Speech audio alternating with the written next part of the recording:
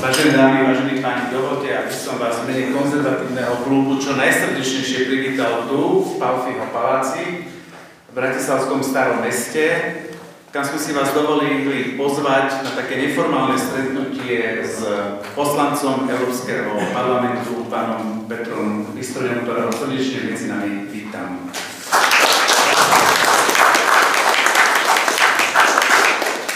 Zároveň by som chcel privítať pani Silviu Kulašik, predsedničku konzervatívneho klubu, a jej kolegyňu pani Moniku Piloni. Tí, ktorí ma nepoznáte, ja sa volám Sven Šovčík. Máme úžasnú možnosť, ktorú tak často nemávame, že s poslancom Európskeho parlamentu za Spolkovú republiku Nemecko môžeme hovoriť vo svojom rodnom jazyku a tým pádom sme si ušetrili tlmočníkov, to je úžasné, ďakujeme. Poprosím na úvod pani Kulašik, aby pár slovami povedala pre našich hostí, že čo je to konzervatívny klub, a potom aby uviedla a predstavila našeho hostia, ktorému následne odovzdáme slovo, aby povedal, aká je aktuálna politická situácia v Európskej únii a v Európskom parlamente z jeho pohľadu, ako to vidí on, predstaví nám svoju knihu, ktorú napísal, ktorá vyšla v českom jazyku, a potom následne, ak dovolíte, otvoriť priestor na nejaké otázky z pléna. Poprosím ale na úvod, že to sú tie krátke vety s otáznikom na konci, na politické statementy, vytvorím priestor na budúce, ak dovolíte. Takže poprosím, vážení hostia, sadnite si a odovzdávam slovo pani Kulašik. Ďakujem, Sven. Ďakujem vlastne Svenovi za pozvanie do týchto krásnych priestorov a zároveň vám chcem popriať pekný dnešný večer.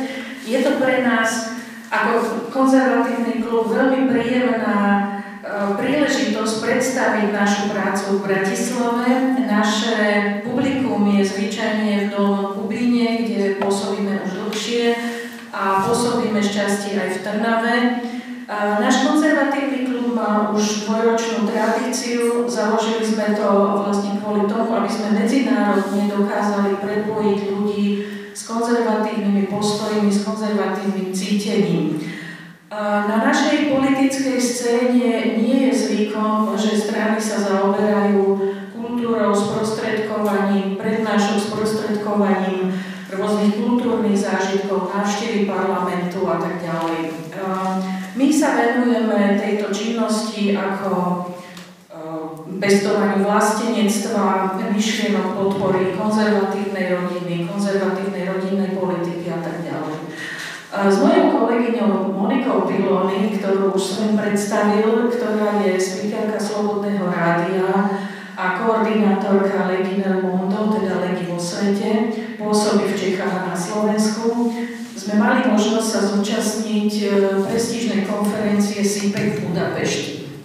No a boli sme veľmi poctení, keď sme tam stretli pána poslanca a slovo dalo slovo, že by rád odprezentoval svoju novú knižku, ktorú napísal aj pred slovenským publikom.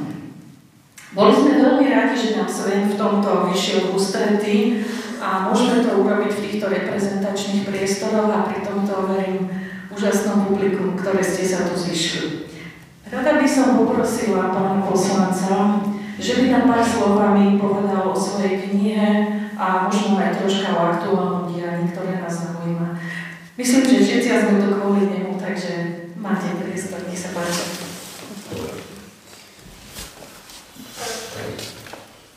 Milá Silvia, milá Monika, moc krát ďakujem za pozvanie. Sven, ďakujem za tieto krásne priestory. Posledný krát, keď som bol v Pálfiho paláci, tak to bolo v Prahe. Pred 20 rokmi ešte na oslave mojej vlastnej svadby. Bola tam perfektná reštaurácia, tá je zatvorená teraz už od korony. Ale toto sú krásne priestory a vám ďakujem srdečne za to, že ste prišli aj cez to, aké krásne počasie vonku. Je to prvýkrát, kedy mám čítanie z tejto knihy tu na Slovensku. Kniha už 3 roky vyšla v nemčine, Predalo sa niekoľko tisíc kusov, jazdím s tým veľmi často. Je to dobrý základ na diskúziu. Viete, ty si to oznamenal tak, ako že budem niečo hovoriť. Ja by som rád nemal tie politické keci na začiatku, ale prečítavam len tak pár krátkych častí z knihy a potom voľná diskúzia. Pýtajte sa, čo chcete, hej, môžeme diskutovať otvorene, ale sme tu na dôstojnej pôde, v dôstojnom rámci, na pozvanie konzervatívneho klubu, takže myslím, že môžeme aj začať aj s knižkou, ak by ste súhlasili. Ja. Je v tom jeden háčik. Kniha nebola preložená do slovenčiny, hej? Takže je to v češtine. Ale bol som uistený, že ste všetci z tej generácie, z tých československých detí, že tomu budete rozumieť. Je tu niekto, kto nerozumie češtine? No dobre, povedzte. Je tu dosť ľudí, ktorí sú schopní to simultáne prekladať. Dobre, takže prečítam pár tých krátkych takto na úvod a potom robím diskusiu. Dobre? Ďakujem.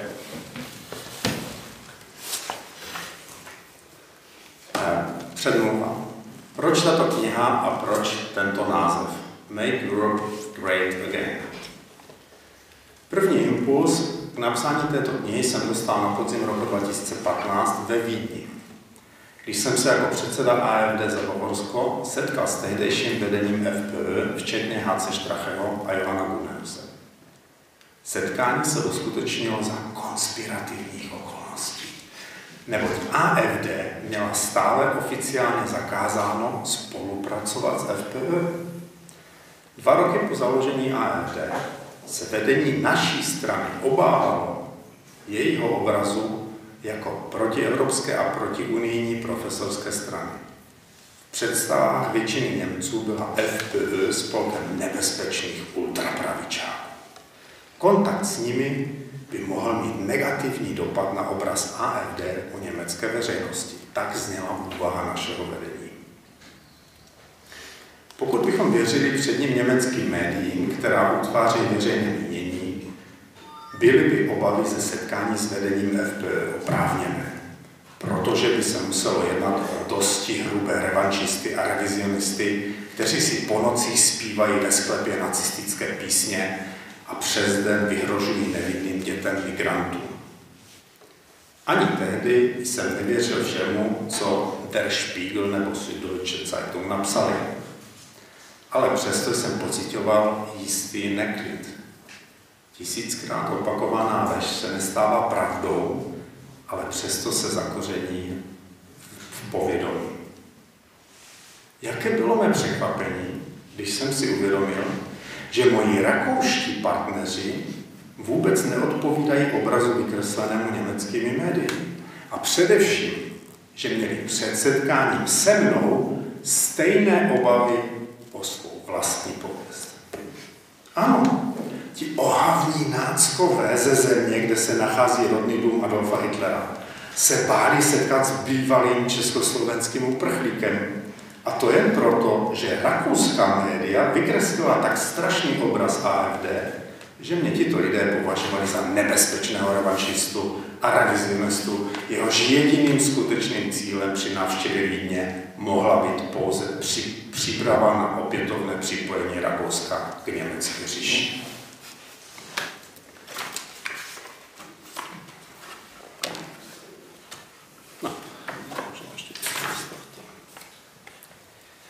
Na setkání jsem si poprvé uvědomil, jak zkreslený je obraz pravicových stran v Evropě a zejména jejich vůdců, který o nich vykreslil tisk jednotlivých zemí.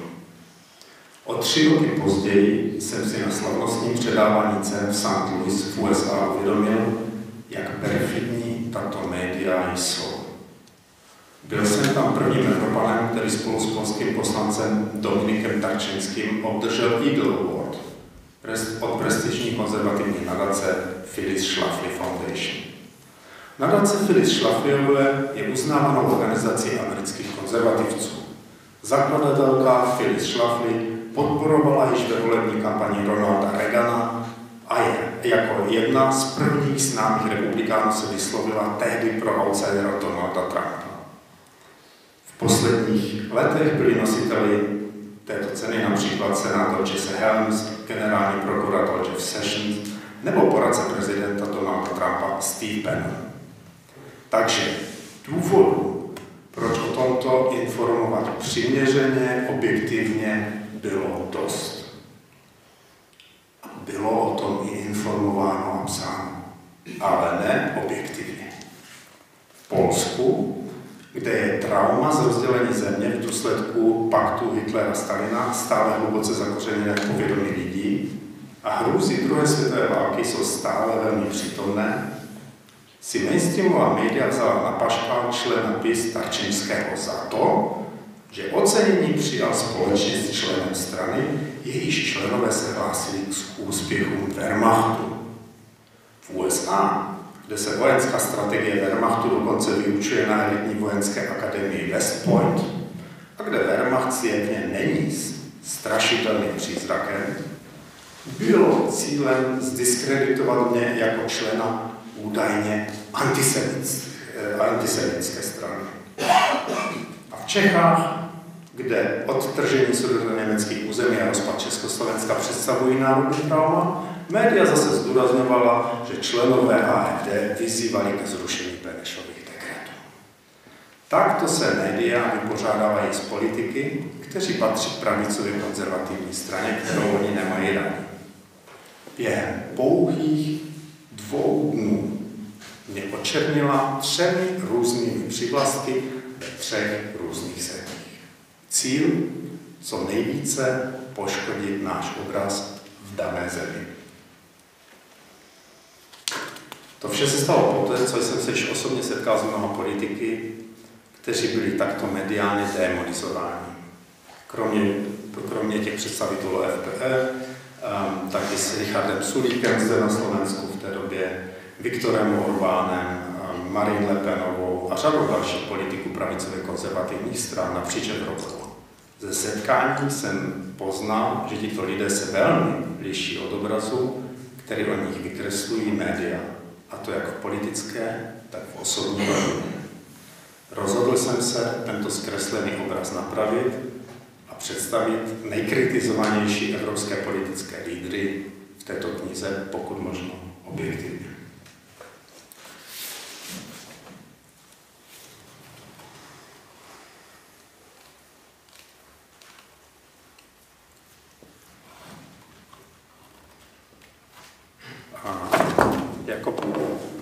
Ako prvého by som rád vám priblížil Nigela Faragea veľmi kratičkou pasážou a hlavne citátom jedného jeho prejavu z Európskeho parlamentu. Nigel Farage, Mr. Brexit. Nigel Farage je živá legenda. Tomuto muži vděčíme za Brexit. Byl hybnou silou mezi odpůrci EU a jejich nejznámější tváří.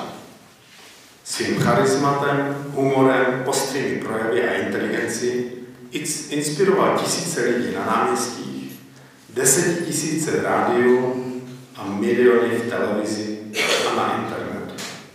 Je jediným politikem v celé Evropské unii, který dokázal svými projevy v Evropském parlamentu na YouTube nadchnout miliony diváků a vybudovat si tak komunitu fanoušků po celé Evropě. Zde je přepis jeho slavného projevu při inauguraci Hermana van Rompuye do funkce předsedy EU 24. února 2010. A to musím teraz vstavit, lebo som Nigel Farage. Byl nám slíben prezident EU, který bude mezinárodním politickým gigantem. Politický vůdce pro 500 milionů občanů EU, který nás všechny bude zastupovat na světové scéně, který má tak důležitou funkci, že vydělává víc než prezident Obama.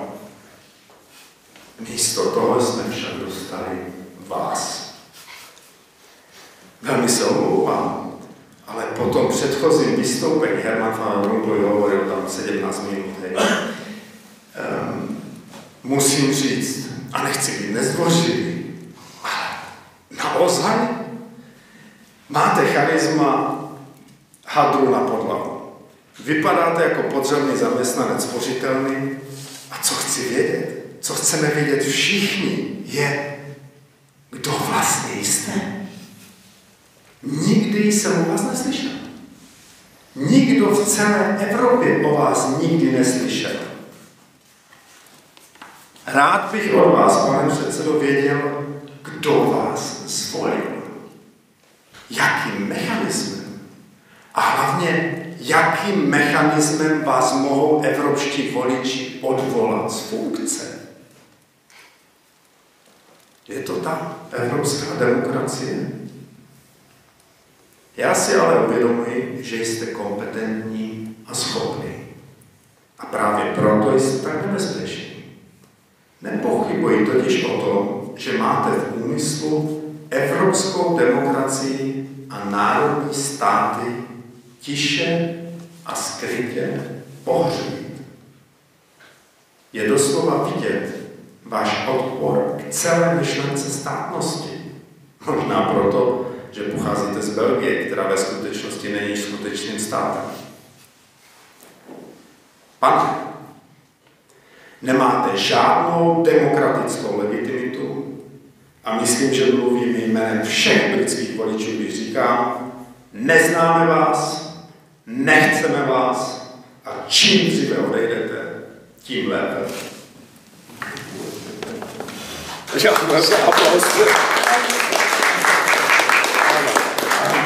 Ale na tom je vidět, to bylo v roku 2011, áno. A ten človek, jak predstihol v podstate dobo popísal presne to, čo sa deje celých 20 rokov po tom, čo zažívame aj my denne. Snaha odstraniť národné štáty, snaha zničiť suverenitu tých národných štátov a v podstate vytunelovať kompletne celú demokraciu v Európe.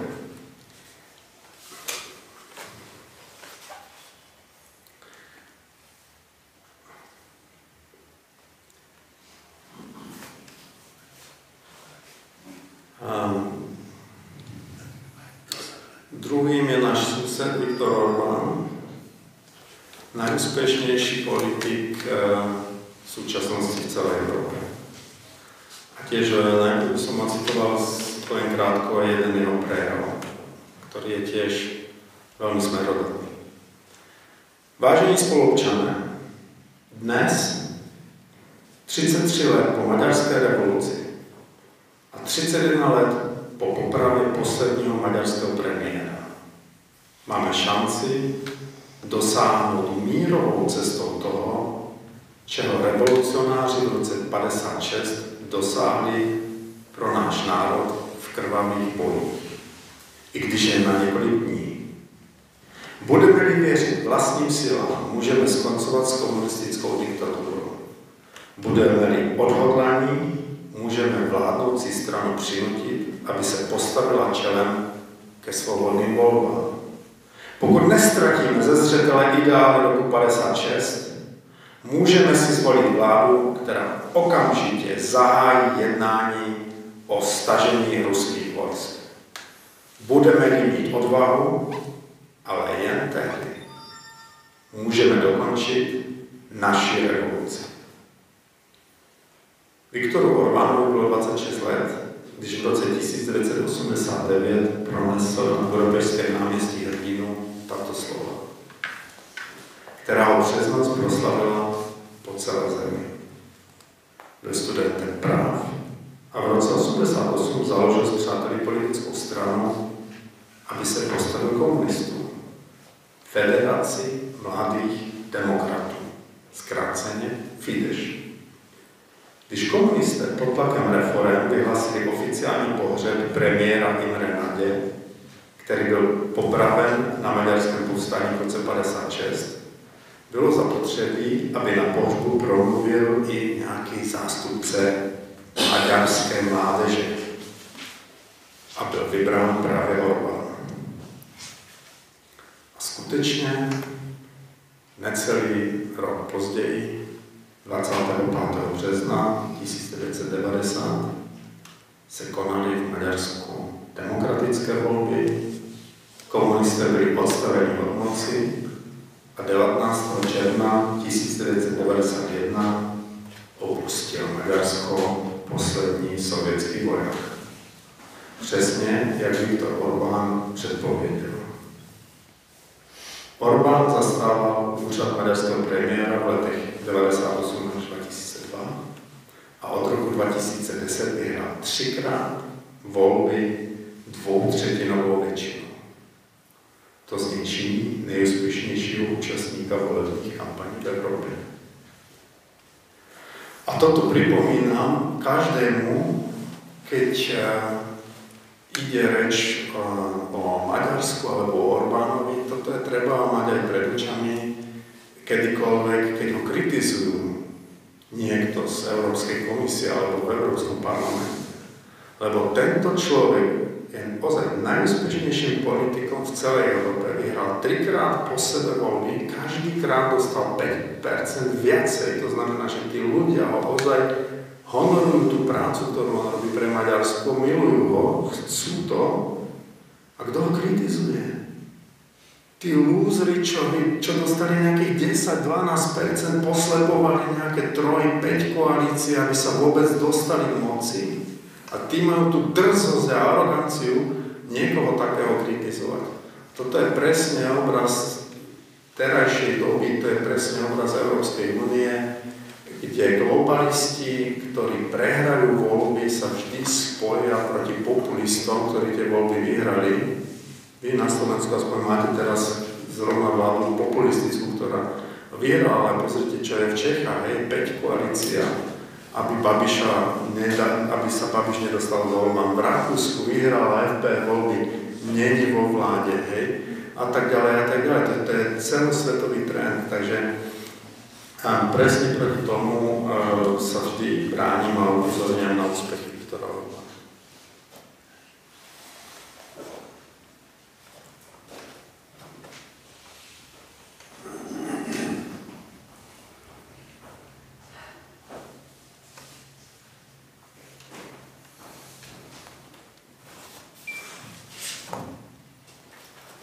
Tak a teraz v podstate posledné, tiež susedné Rakúsko, HC Strache.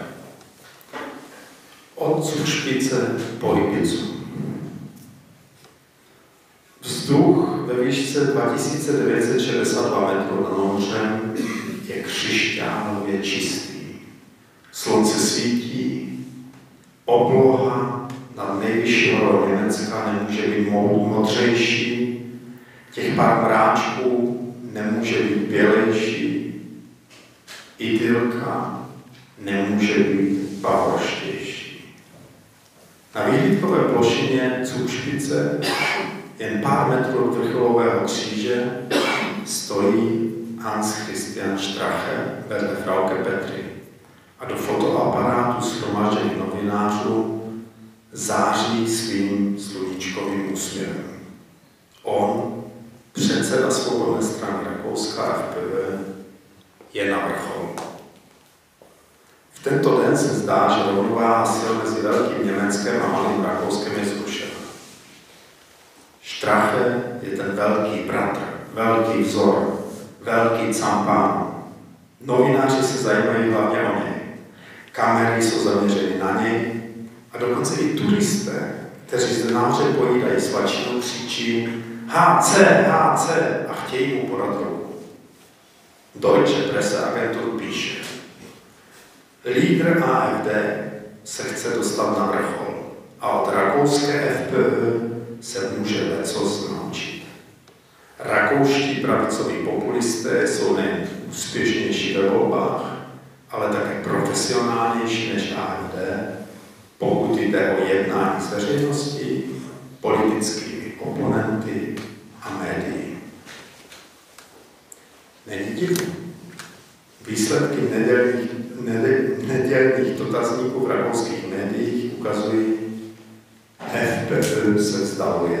Strana je v průzkumech 34% nejsilnější rakouskou politickou silou. SPÖ zaostává o 9%.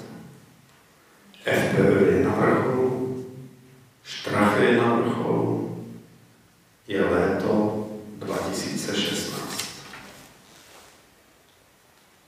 Ano, v létě 2016 se zdálo, že je na dosah i post kancléře. Nakonec však dopadlo všechno jinak. Kvůli, cituji, četným nepřátelstvím, kterým jsme byli vystaveni a která budou pokračovat i v budoucnu. Konec citátu. Jak trefně předpověděl Strache. Jen o několik měsíců později, během volební kampaně do Národní rady v roce 2017, klesne obliba FPÖ na necelých 26% a sen o kancléři Strachem skončí. V létě 2017 bylo na Ibize ve vile propojené se zařízením tajných služeb tajně a nelegálně natočeno video, jeho zveřejnění o 2 roky později mělo za cíl vyhodit do povětří dříve úspěšnou a oblíbenou vládu mezi rakouským obyvatelstvem. Strache samozřejmě nic z toho v roce 2016 neví, ale ví, z jakých důvodů se proti němu a jeho straně bojuje. Až příliš se staví proti Zeitgeistu, příliš tvrdě a úspěšně bojuje proti globálním trendům, internacionalizaci, přesidlovacím snahám, rozpadu národních států. A ještě jeho citát. Naše práce má jediný cíl.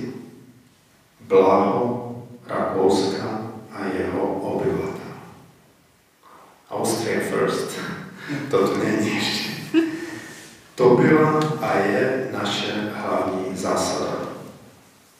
Na rozdíl od našich politických konkurentů nechceme, aby Rakousko ovládli jiní, ať už diktátem Bruselu, nebo bezúznou masovou imigrací a islamizací. Chceme samostatné, nezávislé Rakousko.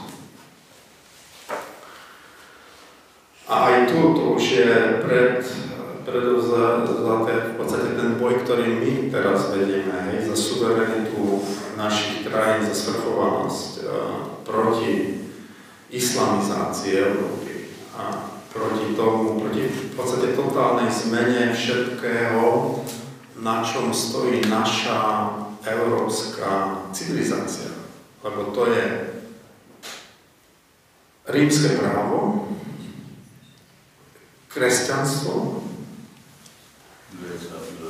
a osviecenie, v podstate sloboda slova, sloboda prejavu, všetky tieto veci.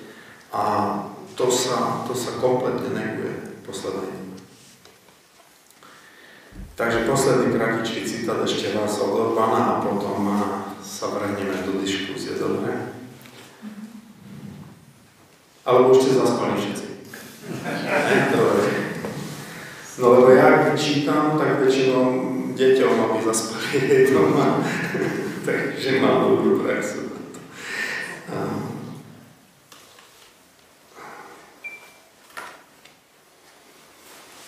Tak. Dámy a páni, až odídu 68 až odídu 68-čkári, budeme musieť zodpovedať jednu jedinú otázku. Kto príde po nich? A na ňu musíme skromne odpovedať, že prídeme my. Strízlivo, kľudne, ale sebeiste musíme povedať, že prichádzajú 90. roky. 90. ročníky nahradia tých 68. Osmičkárov. Do európskej politiky teraz nastupuje antikomunistická, kresťanská a nacionalistická generácia. Pred 30 roky sme si mysleli, že Európa bude naša budúcnosť. A dnes vieme, že my sme budúcnosť Európy. Ďakujem vám za pozornosť.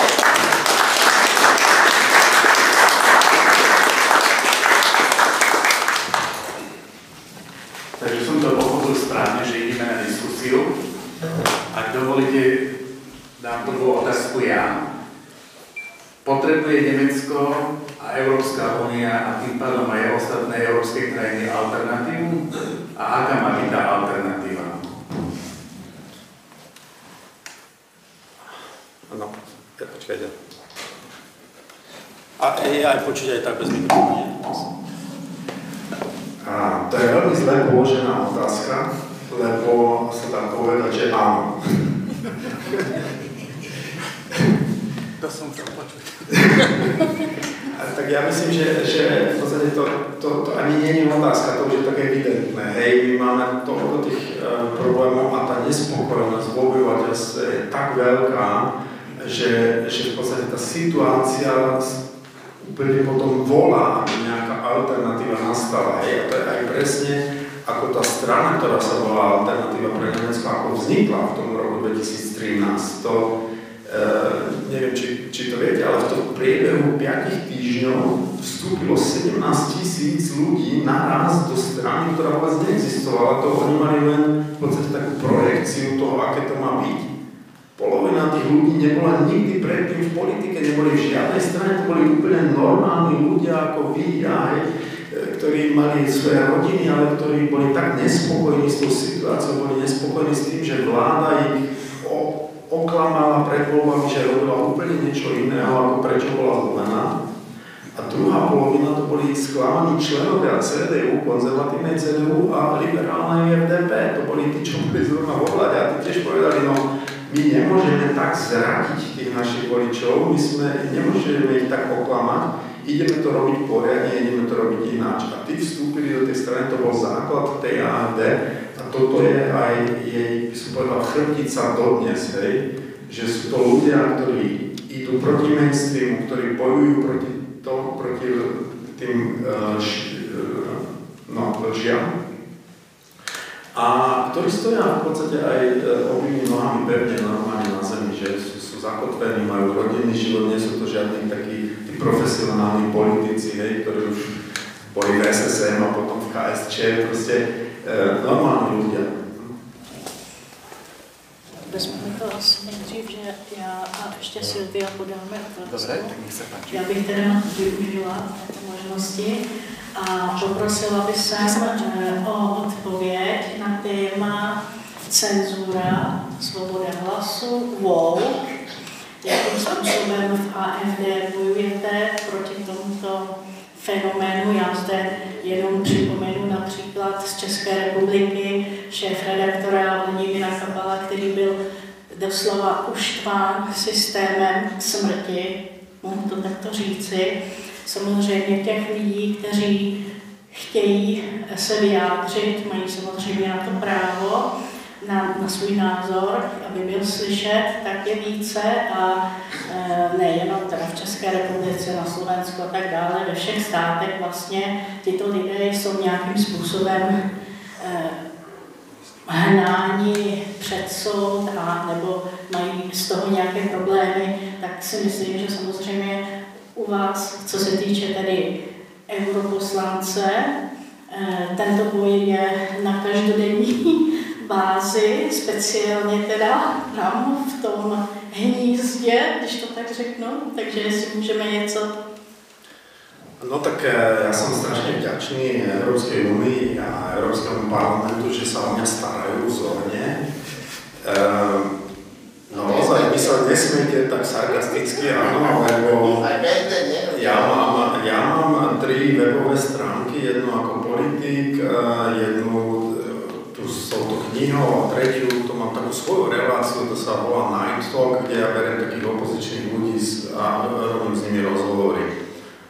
No a Európsky parlament dáva pozor, aby keď ste v Európskom parlamente na návšteve alebo keď tam pracujete, tak aby ste nebol konfrontovaní so závadnými obsahmi zvonku. Takže cez ten VLAN, cez tú Wi-Fi v Európskom parlamente niektoré webové stránky sa vám neotvoria, hej. No a k tým patrí aj tá moja webová vlastná stránka, takže ja som chránený Európskym parlamentom pred môjim vlastným obsahom, aby som náhodou sa nedostal na nejakú šitnú dráhu. Tak preto hovorím, že som veľmi vďačný. No funguje to výborne. Tak čo k tomu povedať? V podstate je to jak za Komanča, hej. Máme v podstate cenzúru, len sa to tak nevolá, ale de facto je.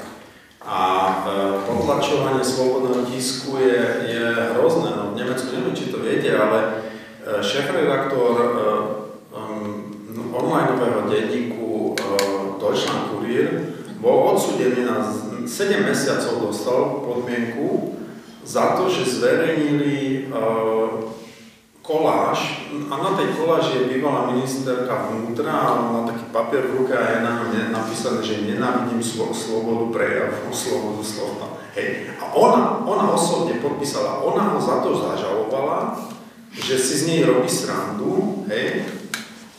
A on dostal 7 mesiacov, takže ešte v podstate na tom je krásne, jak sa to potvrdilo, hej, tá koláž, ten obsah tej koláže, že ona nenávidí slobodu prejavu, slobodu slova. Iný youtuber, s ktorým som teraz robil ten rozhovor, ten bol 9 mesiacov vo väzení. Youtuber 9 mesiacov dostal 12 mesiacov, si musel odsedieť. Hej. A to je Nemecko. S Tomím Robinsonom, toho som navštívil vo väzení. Ten sedel tiež niekoľko mesiacov vo väzení, aby sa zabránilo rozšírenie jeho filmu. Našťastie, to je jediné, čo nás všetkých zachraňuje, je, že Američania sa za nás postavili, že v Amerike vyhral Donald Trump. Tomimu Robinsonovi zaplatil právnikov Elon Musk. Hej. Elon Musk, ten film, ktorý nikto nemal vidieť, tak on povedal, no dobre, tak ja to tu hodím na X a videlo ho 170 miliónov ľudí po celom svete. Takže tým sa to stal najsledovanejší film, dokumentárny film z Veľkej Británie všetkých dob. Hej. To nikdy nebolo predtým. A ešte raz, vďaka Trumpovi tá cenzúra v Amerike skončila. On v podstate, keď to prehlási, že sa musí skoncovať napríklad s cenzúrou na Facebooku, hej, tak týždeň potom Mark Zuckerberg už behal na tých sociálnych sieťach s tým, že on má strašne veľkú radosť, že už sa nemusia tie fact-checkingy robiť, jak je to dobré, že on to vlastne nikdy nechce. A ešte týždeň na to bola taká malinká správička v hospodárskej časti všetkých novín, že koncern Meta prepustí 8% zamestnancov. Keď Elon Musk kúpil Twitter, tak ich vyhodil asi 80% tých ľudí a povedal, že čo tu, nikto z nich tu nič nerobí, čo by bolo dôležité pre ten normálny chod tej firmy, tí len cenzurujú cudzie názory. Takže toto je veľmi, veľmi dôležité. Prečo? V Nemecku ten mainstream už utúpal do zeme za posledných 30 rokov dve iné strany. A my sme tretia, ktorú sa snažia zničiť, zlikvidovať úplne rovnakým systémom. Koncom 80. rokov to boli republikáni. Čo boli republikáni? To bol spin-off z CSU. Všetko konzervatívni, normálni ľudia, vysoko dobre postavení. Šéfom republikánov bol moderátor verejnoprávnej televízie, populárny, známy, všetci ho mali radi. V momente, keď povedal, že už není CSU, že je republikán, že je proti systému, že je opozícia, a už bol fašista, nacista, toto. Presne takým spôsobom ich zlikvidovali. Pár rokov neskôršie, v 90. rokoch zasa, Bundesrat Bürger, spin-off dokonca liberálov. Ten šéf bol predsedom liberálov v Bavorskom parlamente. pracoval predtým v Európskej komisii, človek vyštudovaný právnik, super osobnosť, uznávaná.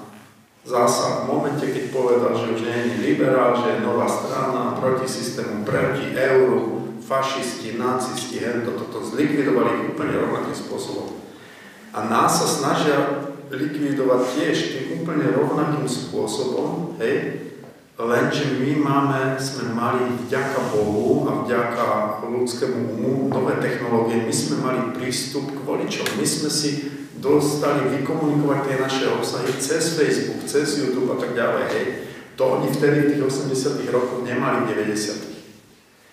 Preto sa samozrejme ten systém to zaregistroval, že? A snaží sa teraz nám ten prístup znemožniť, takže ide tá cenzúra, sú tie blackmaily a toto všetko aj na tých sociálnych sieťach. Musíte si predstaviť, že ja mám konštantne 50 000 fanúšikov na Facebooku, ale tých som mal už pred 10 rokmi a vtedy mi to rástlo, hej, lebo stále noví ľudia prichádzajú a chcú, aby sa im zdieľali tie moje obsahy. A oni to normálne vymazávajú. Prišiel raz do roboty môj admin, Facebookový admin a hovorí, Peter, to neuveríš, ale ja už nie som tvoj fanúšik, oni ma cez noc vymazali. Hej? To robí nejaký sprostý algoritmus, takže on nepozerá, že to je zrovna môj admin, hej? Takže oni to mažú napravo, naľavo, takže ja mám furt tých 50 000, ale aj tých 50 000, kedy si to bolo tak, že tých 50 000 fanúšikov dostalo vždy ten obsah, že to je vlastne tá zmluva medzi vami a Facebookom, že pôjdete si zachytnete, ja chcem, aby si ty Facebook mi ukazoval, čo Bystroj tam dáva každý deň, hej? Takže ja keď som to ukázal 50 000 ľudí, tak normálne, keď sa to rozšírilo, to malo 250, 300 a 500 000 ľudí to videlo, lebo tých 50 000, niektorí z nich to zdieľali, hej? Teraz 5 000, 10 000. A keď je pred voľbami, 300. To mi ten admin chodil do roboty úplne frustrovaný 2 týždne a hovoril, no vieš čo, ja sa na to vyserem, čo to tu mám robiť? Ty keď sa postavíš do okna a budeš to vykrikovať na ulicu, tak zase je viacej ľudí, ako keď my to tu robíme, hej, nejaké grafiky a púšťame to na Facebook. Hej? Takže to sú výsledky tej cenzúry a toho utlačovania. A to utlačovanie ide aj masívne aj iným smerom. Normálne sú ľudia preneslované, obyčajní občania ľudia za to, že zdieľajú niečo na Facebooku. To si musíte predstaviť, že je zdokumentovaný príklad, ale to je jeden za milión. Zdokumentovaný príklad jednej pani z Berlína, ktorá len to preklikla na Facebooku takú grafiku, zasa podobné ako ten David Bedus, fotka Bürgermeistra, starostu, berlínskeho starostu, tiež drží biely papier a on tam mal pôvodne napísané, že vítame uprchlíkov, alebo také niečo a ľudia mu to prepísali na niečo iné, hej, že no, to je jedno. Grafická úprava, no. A ona to zdieľala ako vtip. No teraz si predstavte, že on, a nebola tam pod svojím vlastným menom, tak on ako starosta na oficiálnom papiere dopisnom napísal policajnému riaditeľovi, že chce, aby sa to vyšetrilo, tak oni strávili 400 hodín policajti len tým, kým zistili, že kto to tá osoba je, lebo ona tam nebola pod svojím menom, hej. A potom zistili tu jej identitu, urobili jej domovú prehliadku, zažalovali ju, žena bola hádam odsúdená ešte za... No neskutočne, úplne neskutočne, takto sa potlačujú, takto sa zastrašujú ľudia v Nemecku, hej, domové